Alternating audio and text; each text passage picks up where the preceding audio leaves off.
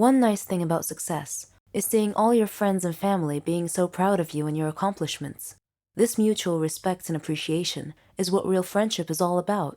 My story is about success and friendship, and also when two friends become incompatible and no longer go hand in hand.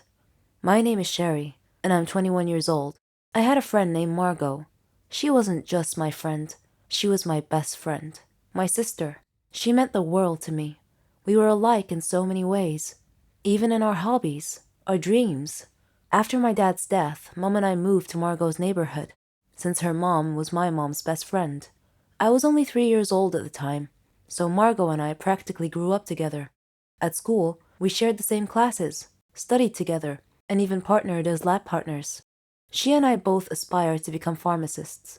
I struggled through high school, but made it through with Margot's support and encouragement. I didn't have as much freedom and independence as she did, because my mom was too overprotective of me. It was at this point that my story really began. When I decided to join the Faculty of Pharmacy, Margot asked me why I chose that major, and I told her that my dad had died of a malignant disease that had no cure, so it was my dream to find a cure for it, to save lives. I studied hard and successfully enrolled in the Faculty of Pharmacy. Margot was very happy for me, and she promised to keep me focused on discovering that cure for Dad's fatal disease that I so passionately sought.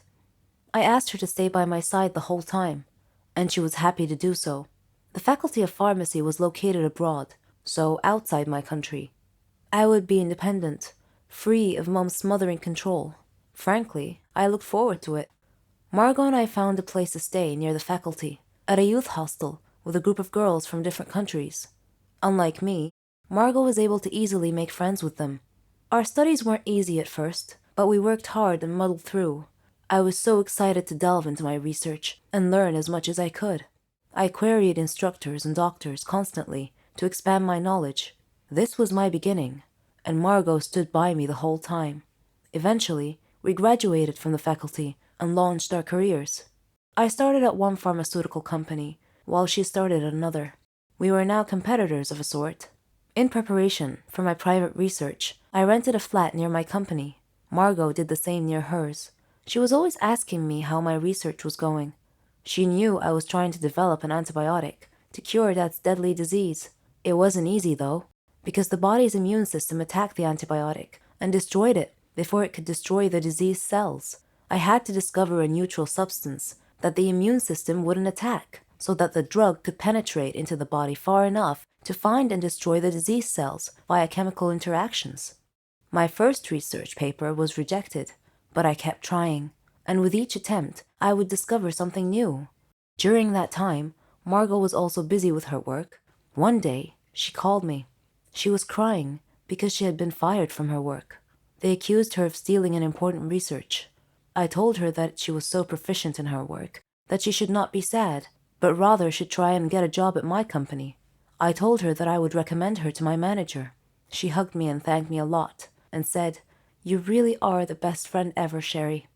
The next day, I told my manager about Margot and said that she was looking for a job and was waiting outside.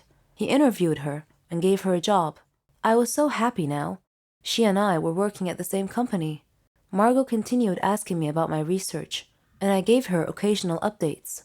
I was hesitant to tell her too much, but then again, she was my best friend after all, so I invited her to my home to tell her about my research. Margot wasn't as happy as I thought she would be to hear about my progress, but I figured that was because of her recent firing. My personal research took all my time. It was even more important than my work.